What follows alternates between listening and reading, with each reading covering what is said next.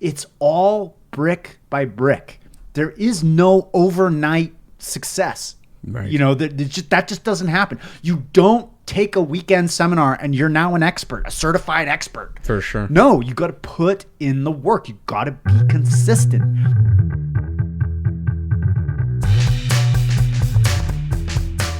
Ladies and gentlemen, welcome to another episode of the Budo Brothers podcast. You got Eric. And you got Kyle.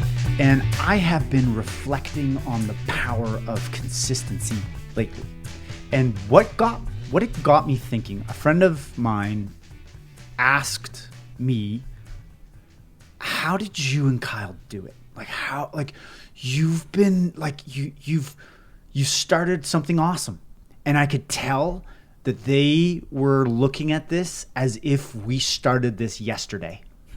As if we just had this idea to start an e-commerce martial arts lifestyle company and we were hit with success.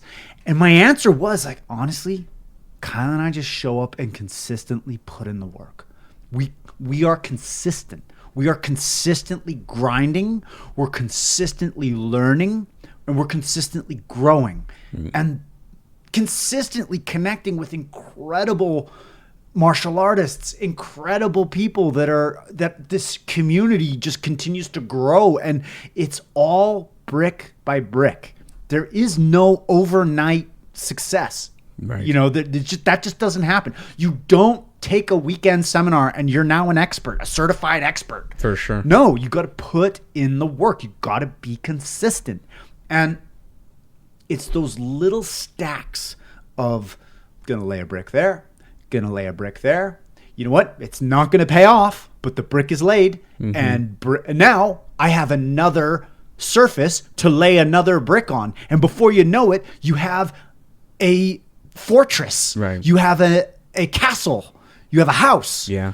But each brick was laid by itself, individually, piece by piece. And there is no other hack. And anyone that tells you otherwise, how many times have you seen these get rich quick schemes and see, all you got to do is blah, blah, blah, blah, blah, whatever the latest craze is. Yeah. And who are the first folks that get sucked into that? The quick fixes, they don't want to put in the work. They don't want to be consistent. Nope. They're waiting for their lucky break.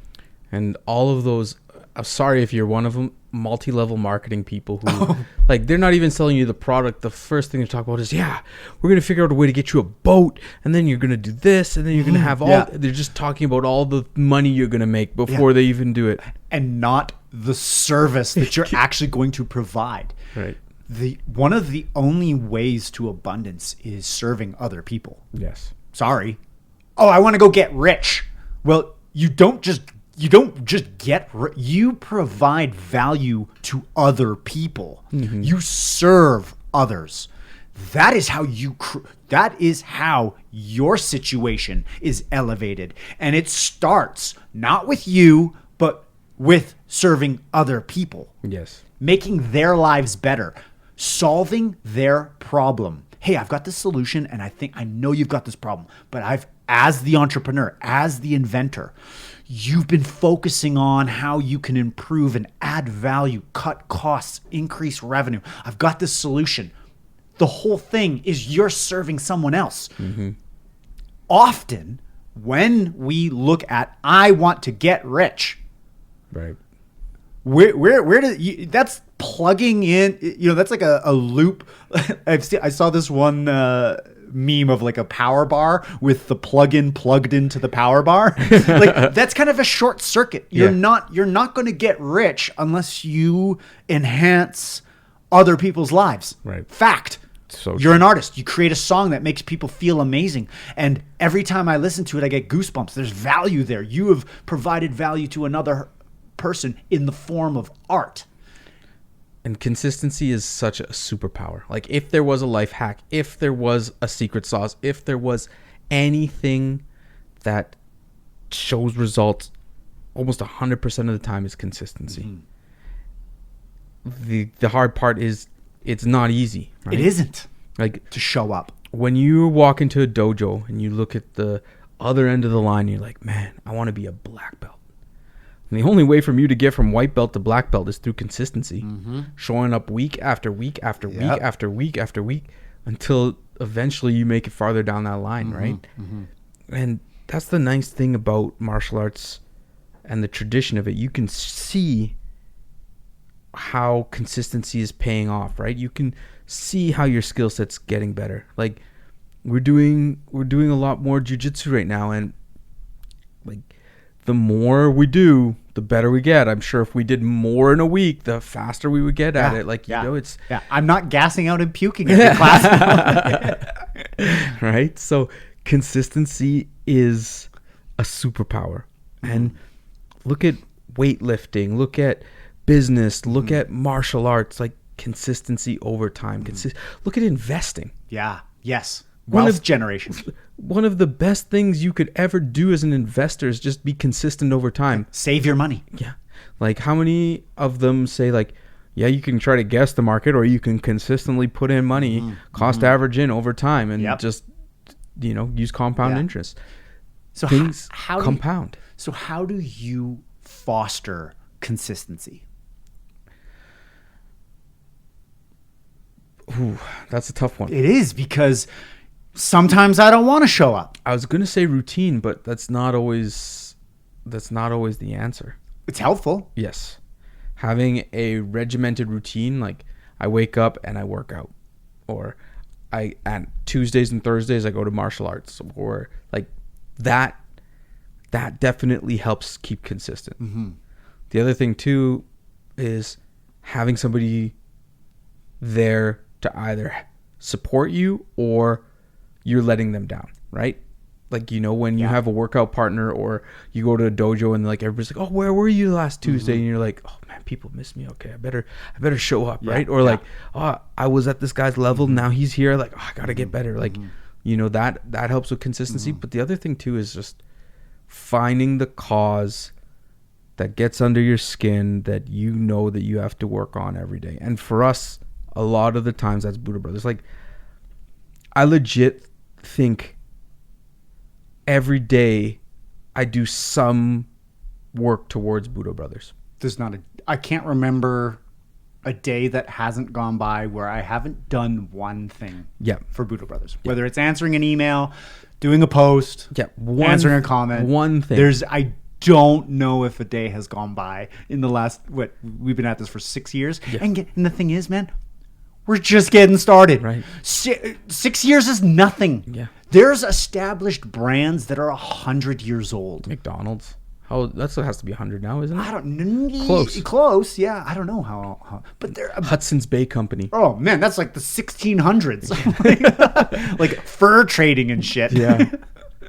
But that's again the consistency. What do you think the common ingredient of brands that last is? What makes a brand last? Why can a company outlive its owners? I think it is systems and human resources. Right? But why do these people give a shit about? Why do people care? Why do you go from fur trading in the 1600s to whatever it is today? Like what makes people continue? What is that fuels the consistency that helps that live past its owners? That's why I say systems and resources from a business level, right? Systems, because you need to be able to replicate it so that somebody else can do it. Yes. If your business is not systemized enough to a point where you can hand it off to somebody, let's say it's a dojo. Yeah. If your dojo doesn't have the finances covered, the lesson plans laid out where you can hand it off, it will never make it past you, right? Mm-hmm. You cannot grow that thing. And the reason I say human resources is because someday you're going to get old. Mm-hmm. You need to hire or to put more lifeblood into the company that is or was as hungry as you were when you started it, right? Like, you know, like you need somebody to carry out the brand and connect to people and to be outspoken and to do that. Like, how is Apple still going? Did Steve Jobs just make something like that sick that is just going to live forever off of But that? that's it. Like, it's created a culture, a cult following, Right. people camp 3 days in advance for the next iPhone. It's a phenomenon. Right. But again, that's what I'm trying to figure out. What is that? What is that secret ingredient? And It has to be the people though, because it will die if they don't evolve it. Mm-hmm. Right? If they just kept with the base Apple phone, of course, and then they try to keep selling that thing. Yeah. So here's the next question. So in the example of a dojo where the instructor is the product, Yeah. like you show up to learn from your sensei. Yes. You pay a monthly due to go and have your life improved by this individual. Right. You kind of can't, like, what are you going to do? And we've all been in classes where there's substitute teachers and it sucks. Mm-hmm. Where it's like, But that's why you don't see many dojos that have been around for 100 years. 100 years. Yeah. Straight up. Yeah. Like you don't. Yeah. Like, at least in North America, maybe in lineages have Yes. stood the test of time. yes, they have. Yes, but individual dojos, I can't name any that are 100 years old were in our location. No. Like, and even Budo Brothers, like, do you think it's going to make it past much Us? after we That's what I'm. Yeah. I don't think so. And that's, I actually was reflecting on that a little while ago, where I remember we were just curious, like, what are e-commerce businesses being sold for these days? Geez, these multiples are insane. Yeah. But then when I really look at it, I would not buy Budo Brothers. it'd be hard. Well, here's why. If I am an investor and I want a well-oiled machine that I can just take over, guess what? Are you going to buy us? Yeah. Are we going to be slaves? Like, is that what you're buying? Yeah. Like, when Budo Brothers is gone, Budo Brothers is gone, man. And Nike or Lululemon or Under Armour, if you're out there listening to this and you were thinking about buying us, just ignore what he said. There's nothing for sale. There's nothing for Just sale. joking. There is nothing but for it's sale. true. Like, it's true. I mean, don't get me wrong. If Nike comes and is like, hey, what's your number? Yeah. I mean, but like, as a businessman, there's nothing to buy. Right. What am I going to buy two humans? No. We are doing this. Like, and I want us to figure out ways that we don't lose that. Because there's this one business consultant who we both bought his audiobook. I can't remember his name, but he says, companies pay me 6 figures to go into their office, and all I do is I get all the executives talking about, well, how was it that you were doing so great back then? And then they tell me. And then I tell them, was that working? They're like, yeah, it was working. You should do that. And then I get a big check and I go away. And it's literally just like, what has worked? Do more of what has worked. There's a reason why you've deviated. There's a reason why things aren't going. You've lost your way. What are the core principles that you deviated from that were instrumental to your success that you're no longer doing? Re-engage those, fire that back up, back on the game. And I think you answered your question there of like, how do companies make it for hundreds of years? Is that they figure out what core principles they're solving or what core principles that they do and do well. And don't deviate. They don't deviate. Yes. Like McDonald's. Like, yeah, Consistent burger. They throw a few little flashy things on the menu, but like, I'm still going for a cheeseburger or a Big Mac. Like, it's still been the same. But when the McRib shows up, Yeah, you gotta, you gotta dabble. You gotta dabble. Nike, Air Force One. That shoe has been around longer than I've been alive, right? Like that. Has it really? Yeah, like I can't remember a point when there's. Stomping in your Air Man, Force I don't know. Ones? When was Nike? feel When like- did Nike invent? I don't know. Who knows? But either It's way, been a long. it's let's a just- long ass time. Longer than I can remember. Yes, sure. Yes. Yes. Right. Which It is was insane. Before, like in my like young ages. So what makes an Air Force One special? Well, like what makes Nike special? right? What does make Nike special? Because at the end of the day, you're buying the swoosh more than you're buying the shoe, right? Like, it's not like the shoe's technology is any more significant than any other shoe. And I'd like to ask myself this own question: what makes Budo Brothers special? What's special about the bees? Right. Well, when we put the bees on something, we're putting us on it. Yeah. We're saying this is our creation. We have personally packaged this up. This is our work of art. Yeah. In physical form or digital form. This, whether it's us editing a video or sharing knowledge from some incredible instructors or creating a new product, when we put the bees on it, our core values, us, I feel like people can trust that because they know that when something doesn't go right, we are on it. There's people on the other end. There's owners. Guess what? You're going to be emailing with one of the owners. And sometimes I look at a logo as a filter, right? And like, some logos have an amazing filter and others have a terrible filter.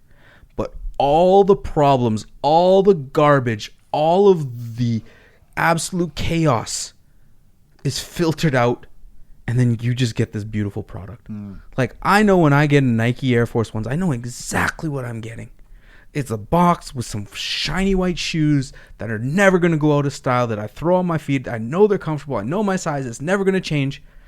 I know exactly the feeling I get. And it's the same thing that we are trying to do for our customers. Yes, exactly. All of the problems are filtered out so that when you watch a video and the bees flash, or you get a box and there's bees on it, you know that everything has been filtered out for you to open it and experience that moment. And it will be exceptional.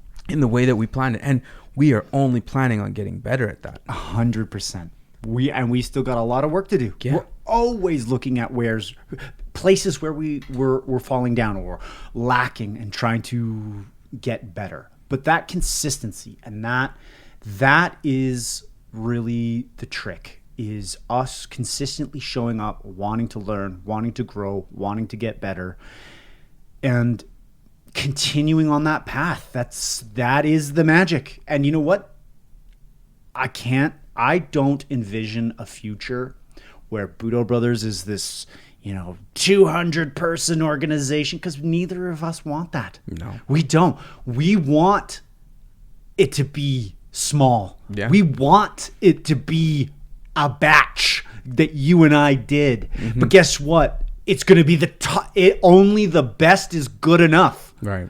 And as soon as you start listening to all the business consultants talking about scale, and well, you need drop shipping, and well, why aren't you doing fulfilled by Amazon? And and we get distracted, by the limitless things that we could get distracted with that have nothing to do with our business. No joke. And to your point, we were working with an ad company a while ago and it didn't work. So I never recommend working with ad companies. Yeah. Right? We tried out an ad company and their advice to us was scale. You got to do this and implement this and all of these different things. And at that point, I was talking directly to the person who owned the business. I received a call last week from India. Okay. Asking to do ad services with the same company that we're working with. They outsourced their phone calls to try to get customer retention. Oh. It felt gross. No. Like, I was like, there's zero chance you're getting me back, right? Because people, it's the reverse now. Scaling, you feel it. You feel, yes, I'm a number. The farther you get away from your customer, the worse it feels. Yes. As a consumer. Yeah. Inauthentic. Yeah. When people hit us up on DMs or message or email and it's like, yeah, like you're dealing with the guy that does this. Yes. Like there's no other two guys. That's it. This is it. This is it. We don't have employees. Yeah. We're not outsourcing, the hustle. Your message is filtered to the highest point in the company. Yeah. Went straight to the owners. Yeah. So how do we keep that? How do you, because we technically say we want to grow, we want to get bigger, but like, will we get to the point where we are bursting at the seams and now all of a sudden we might, and it might grow, but you just have to be comfortable with giving up the speed of growth, right? We could say we want to grow quick and fast. Let's go get money and scale products, scale everything. And yeah, we can make a lot of numbers, right? You have to be willing to sacrifice that to go slow. And slow is like cooking sometimes, right? If somebody came up to you and was like, yo, I made you dinner, it took me 45 seconds. It's probably a microwavable. You're going to be like, thanks. Great. Now, if that same person comes up to you and be like, yo, man, I threw this into marinade overnight and it's been slow cooking all day. I've made these from scratch and handmade this. Boom. You're going to be like, damn, I want that, right? Mm-hmm. And it's the same for like your life's work. Like, if it's your life's work, why rush it? Yeah, we're slow cook that. Good call, man. Right? Slow cook it. I like it. If it's your life's work, what are we in a rush for? Yeah. Hurry up to get to the end? Yeah. Like, great, you passed the game. Now what? Sweet. And like that's what I need to remind myself of, that this is not a sprint. No. We're in the long haul. This is a marathon. We are consistently, there's not a day that goes by that we don't think about this. There's not a day that goes by that we're not being of service to others, to our community, to help them grow, help them get better, help them become the martial artists that they are, tap into their true potential, sharing knowledge, sharing wisdom, creating cool products. Like, man, what a blessing. Mm-hmm. What a blessing that you and I are doing what we're doing. And I'm honored that we're in a position where we're having a positive impact on the planet. For sure. And life is funny because it's long and it's short, right? You're in moments of your life and you're like, man, when is this going to happen? Oh my God, it's so far from now. It's so long. And then at the same time, you're like, dude, I only got this much time. Like, I only got to do this. Like, both of those things exist. Life is long and it's short. It's true at the same time. They're both, and it's just such a mental craziness, right? Mm-hmm. So, like, just sticking to something, consistency, and hopefully that consistent thing is your life's mission. And like, if you found your life's mission, like, that's, show up for that, right? Show up for that. Like, what else are you going to show up for? Like, everything else is like, you're just taking time away from the thing that you were put here to do. Yeah. Right?